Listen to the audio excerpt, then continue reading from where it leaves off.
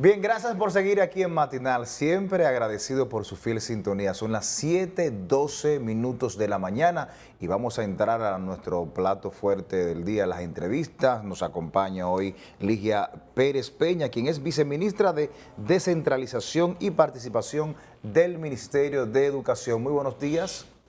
Muy buenos días. Gracias por esta oportunidad que nos dan de informarle al pueblo dominicano y especialmente a la comunidad educativa sobre un tema que tenemos importante. Que tiene un primer Congreso Internacional de Descentralización y Participación del 2023. ¿Qué conlleva este Congreso? ¿Cómo se está haciendo? ¿Cuál es la participación? Bien, la descentralización y la participación comunitaria son estrategias que están establecidas en la Ley 6697. Es decir, que ya tienen más de 25, poquito más de 25 años establecidas en la ley. Pero nunca se había pensado en hacer un evento que evaluara, que recogiera las experiencias de esos 25 años de la descentralización educativa y la participación comunitaria. Por un lado, la descentralización educativa se refiere a la gestión de fondos que se transfieren a las juntas descentralizadas de las direcciones regionales, distritales y centros educativos. Las juntas son las que tienen la responsabilidad de administrar esos fondos que se utilizarán en diversas actividades que están contempladas en una normativa. Hay dos normativas que rigen la descentralización. Por un lado, la Ordenanza 02-2018 que establece la estrategia, cómo se va a llevar a cabo esa transferencia de fondos y no solo de fondos, sino también de funciones, porque se transfieren también competencias, porque como ustedes saben, las regionales, los distritos son, digamos, los mini ministerios de educación en sus respectivas demarcaciones.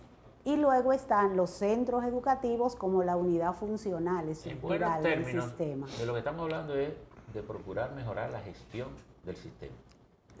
Correcto, o sea, mejorando la gestión de esos fondos que se transfieren para la autonomía de esas entidades, se contribuye a la mejora de la calidad educativa. Por ejemplo, un centro educativo que le llegan sus fondos, que quiero aquí dejar claro que por primera vez desde el 2021 para acá, los centros educativos están recibiendo sus 12 transferencias que le tocan al año, igual que las juntas regionales y las distritales. ¿Cuánto le toca desde el 2021 a esas entidades?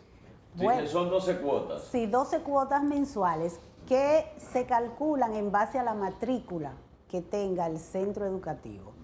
Del 100% de la transferencia que está consignada en el presupuesto del Ministerio de Educación, el 10% le corresponde a las direcciones distritales para su operatividad, el 5% a las regionales y el 85% le corresponde a los centros educativos. Okay. O sea, se distribuye en los centros no son privados, sino son estatales. O sea, no, son los centros públicos, sí, las escuelas públicas. Ayúdenos a entender esto. Ok. Sí.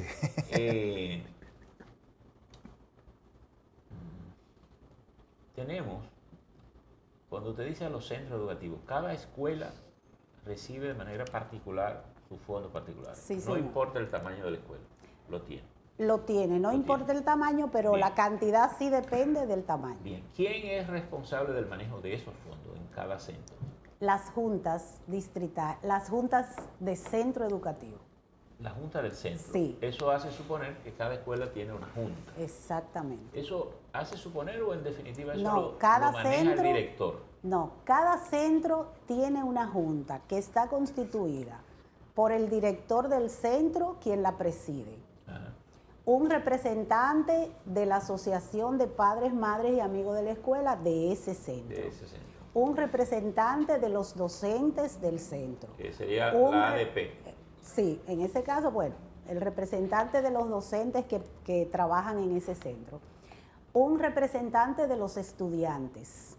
Okay. Está en esa junta. Y centros, también hay alguien de la sociedad civil. Entonces, esos centros que reciben esos fondos, ¿tienen algún procedimiento del uso de esos fondos? Claro. Por ejemplo, ¿qué se hace? ¿dónde van destinados esos fondos? Hay una resolución, la 02-2019, que establece el uso y manejo de esos fondos. Y en esa resolución, yo siempre que oriento a las juntas, que nos pasamos el año entero visitando las juntas distritales, regionales, los oriento en el sentido de que hay dos artículos cruciales en esa resolución. El artículo 20 de esa resolución establece en qué se deben invertir esos fondos. O sea, que no es en lo que quiera en lo que el centro o la regional, sino que está el protocolo. Está el protocolo. Ahora, y también el artículo 24, que dice cómo deben rendir cuentas del uso de esos fondos. Todos los recursos. Hay una pequeña inquietud que tengo. Sí. Escúchame, Miguel, es que quiero concluir esto. Sí. Todo el que conoce el sistema bancario nacional sabe lo complejo que es abrir una cuenta. Ajá. Y como esos cuerpos, esas instituciones no tienen personalidad jurídica, ninguno de ellos, sino que son parte de un sistema del Estado, ¿cómo se procura abrirle cuenta a cada una de esas escuelas? Sí. Porque Mira, ¿de cuántos centros estamos hablando a nivel nacional? 7.600. ¿Cómo se abrieron esas 7.000 y tantas cuentas en la banca? ¿Cómo se abrieron y cómo se abren y cómo se modifican constantemente? Porque nosotros estamos casi a diario. Todas están en el banco de reservas. Sí, en el banco de reservas y deben tener su RNC. Pero para tener un RNC hay que tiene que tener personalidad jurídica. Sí, desde luego, todo eso se les solicita. Se hacen solicitudes a la DGI, luego que están esos... Primero, déjenme decirles los pasos por orden. Primero, se conforma la Junta. Eso es, se reúne en una asamblea, se eligen los miembros de la Junta. En el caso de los centros educativos, el presidente es el director del centro, pero en el caso de las regionales y los distritos, el presidente es un miembro de la sociedad civil de esa demarcación. Legalmente lo que se registra es la Junta. La Junta. No la escuela. No la escuela. Es la Junta la que se registra y es la Junta que tiene su cuenta en el banco. Que opera como una entidad sin fines de lucro. Exactamente. Me gustaría saber, doña Ligia, ¿cuál es, porque quizás mucha gente nos están viendo, pero quizás no entiendan en su magnitud de qué estaríamos hablando. Sí. ¿Cuál sería el alcance, el aporte de la descentralización educativa? O sea, la participación de los actores comunitarios, o sea, el aporte al sistema educativo en sentido general. Sí, mira, lo primero es que en el centro educativo, cada centro educativo debe elaborar un POA, es decir, un plan operativo anual. En ese plan establece en qué va a invertir esos fondos de lo que le permite la resolución 02-2019, el artículo 20. Entre otras cosas, para que tengan una idea, ese artículo establece que parte de esos fondos deben ser utilizados en el mejoramiento, en el mantenimiento preventivo de la infraestructura escolar. Es decir, lo que se daña, las ventanas que se dañan, que una puerta, que la pintura, etcétera, etcétera, que las butacas que se dañan y todo eso. También en capacitación, debe invertir en capacitación de los docentes y del personal del centro educativo, entre otras cosas, ¿verdad? Pero esta ejecución, entonces, ¿ha sido equitativa? O sea, esta ejecución de la descentralización, ¿ha sido equitativa en toda la geografía nacional? Me gustaría saber. Cuando tú dices equitativa, ¿te refieres que si le ha llegado a todos? Sí, claro. Sí, sí. Mira, a todos en su justa dimensión. Sí, de acuerdo porque la eso población se hace un estudiantil. cálculo de acuerdo a la población. Incluso escuelas que son pequeñas, por cabeza, ¿verdad? Para las escuelas grandes, y llamamos escuelas grandes de 60 en adelante. Pero las escuelas que tienen menos de 60, si tienen, por ejemplo, de 30 a 60, se calcula el doble de lo que le tocaría por cabeza. Y si tiene menos de 30, el triple de lo que le tocaría por cabeza. Como una forma, porque hay una manera si de tiene proteger, 15 estudiantes, de proteger al que... le tocaría muy poquito. Entonces eso no le daría para sus necesidades. Ahora, Pero mire, antes yo quiero que quede claro esto, miren. Anteriormente, porque la pregunta que uno se hacía, yo misma me la hacía, porque yo tengo muchos años en el sistema y he estado entre público y privado.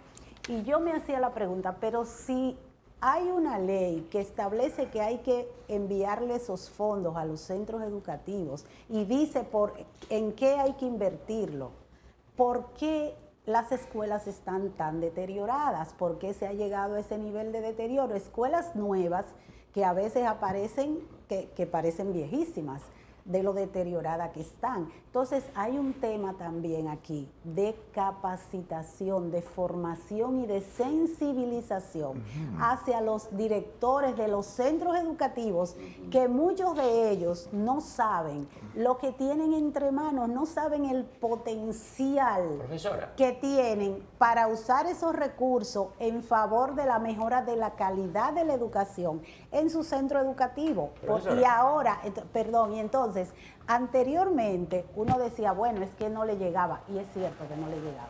profesora, Antes del 2020 le llegaban apenas 2 o 3 transferencias en el año entero. Ahora le están llegando religiosamente, bueno, ya en esta semana le va a llegar la transferencia del mes de octubre. Ya este año ellos han recibido 9 transferencias religiosamente para que ellos resuelvan sus Y necesidades. esos fondos, la cantidad, por ejemplo, para la regional aquí en Santo Domingo, o del oeste o del oeste o del norte, ¿cuántos reciben?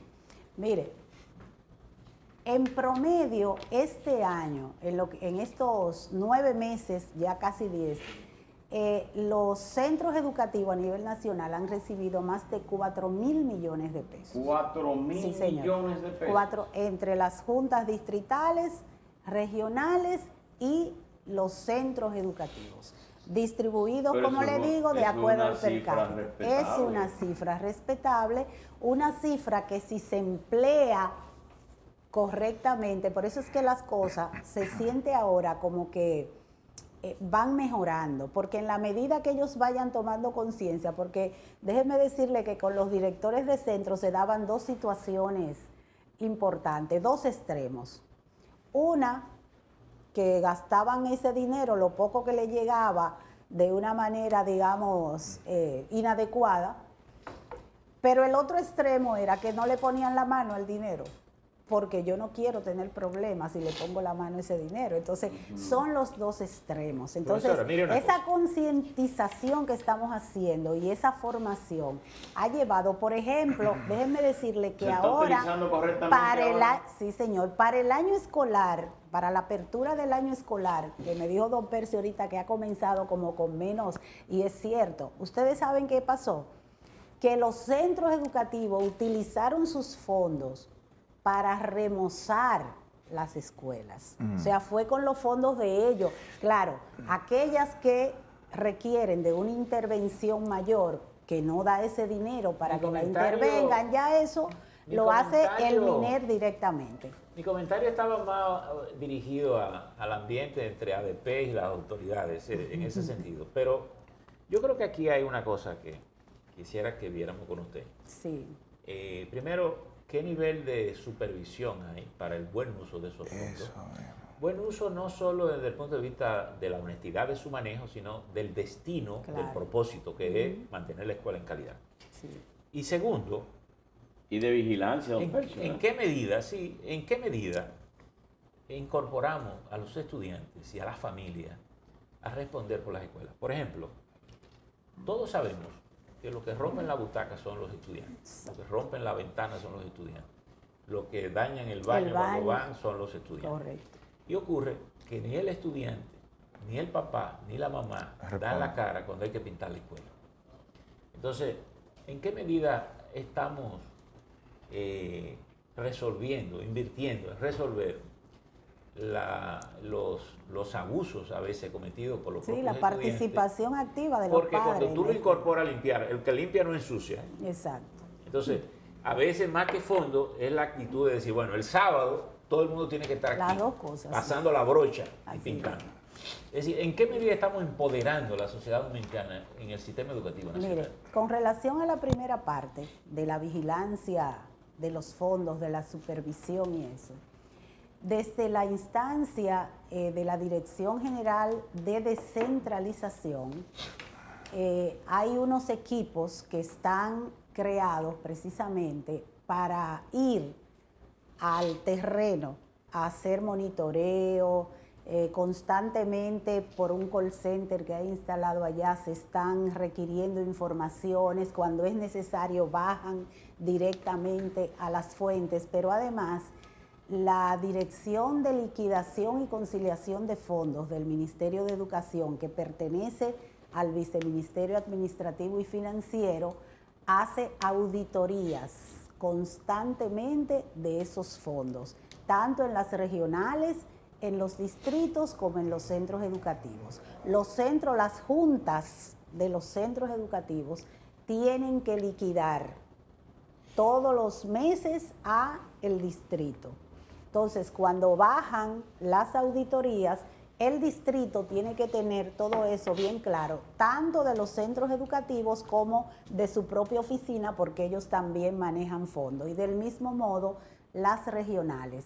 Y constantemente estamos dando capacitaciones, orientaciones a las juntas, a los papás, les decimos que ellos participan en las juntas y les decimos, miren, esos cheques que salen de los centros educativos para pagar servicios y eso, lo firman también ustedes.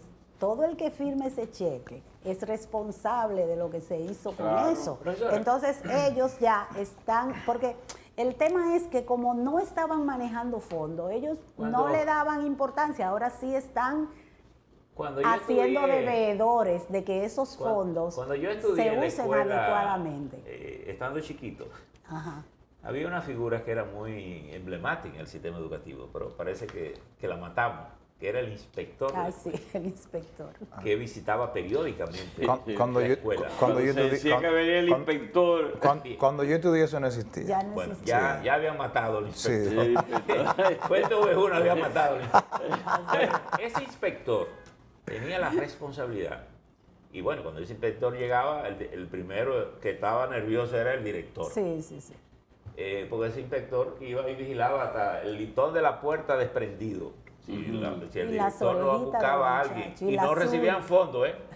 No recibían fondos. Sí, así es. Los estudiantes teníamos que estar bien vestidos. Bien vestido. Los estudiantes teníamos que poner la mano ahí para decir, déjeme ver sus uñas, para ver la higiene. Sí. Así es. ¿Y usted sabe quién descubrió América? ¿Quién es el Hacían padre de la preguntas, patria? sí. Usted sabe la tabla de tanto. Es decir, esa supervisión, que es, digamos, lo que da la efectividad de saber cómo va operando el sistema. ¿Cómo lo estamos logrando? Porque Sí, yo allá, lo que siento que esto lo soltamos. mire, Le estamos no, dando no, dinero no. ahora y si no hay una supervisión, No, pues... no. Eso se mire, Dice que empedrado está el camino del infierno. Sí, usted, sí, de buenas intenciones ¿Eh? está empedrado el camino del infierno, pero mire, usted sabe que el Ministerio de Educación es un monstruo, es demasiado grande. El Viceministerio de Evaluación, Supervisión y Control de Calidad tiene una Dirección General de Supervisión, que son los que hacen ese papel un poco fiscalizador hacia los centros educativos, pero también de acompañamiento, porque hoy en día no es solo señalar las faltas que se cometen en un centro educativo, sino también orientarlos sobre cómo superar esas faltas. Y si hay que hacer cursos de capacitación, como ahora que se está dando, miren, por primera vez a los directores de centro educativo se les está atendiendo de una forma directa, con capacitaciones, con apoyo de toda índole. Los capacitamos nosotros como Viceministerio de Descentralización y Participación, y lo capacitan los diferentes viceministerios, el pedagógico, el de calidad, el de acreditación. O sea, estamos todos sobre los directores de centro, porque la verdad, que la diferencia entre una escuela que funciona bien y una que no, lo hace la gestión, ¿no? Y lo hace la gestión del centro. Por eso el ministro de Educación ha volcado, el ministro Ángel Hernández ha volcado toda su atención, o parte de su atención, gran parte de su atención, hacia la formación de los directores Una de cosa centro, final, porque mire, ahí es que está la diferencia. Veo que el evento va a ser del 21 al 23. Al 23. ¿Dónde se va a hacer? ¿Y quiénes van a participar? Ay, qué bueno. Sí. ¿Quiénes van a participar? Miren, el evento se hará en el Hotel Dominican Fiesta. Aquí en la capital. Aquí en la capital. Habrá una participación de 700 personas presenciales. Te va a tener problemas para ir para dar café. Y el evento se va a transmitir en vivo todo el tiempo, ¿verdad? Para que participen desde los centros educativos. Déjenme decirle que esto ha sido, esta es la culminación de un trabajo de casi 2 años. Haciendo, nosotros realizamos 18 precongresos regionales, 122 precongresos distritales y unos 1000 precongresos de los centros educativos, porque venía de abajo hacia arriba. O sea, los centros educativos hacían sus investigaciones sobre cómo ellos, cómo ha incidido en el funcionamiento de sus centros la descentralización y la participación, que es lo de los padres. Ahí entra la otra dirección general del viceministerio, que es la de participación comunitaria. En ese evento se van a presentar más 70 ponencias desde centros educativos que fueron seleccionadas. De todas esas que se presentaron, se seleccionaron 70 porque no podíamos más. Que son las que mejor están operando. No necesariamente, porque este no es un congreso de buenas prácticas.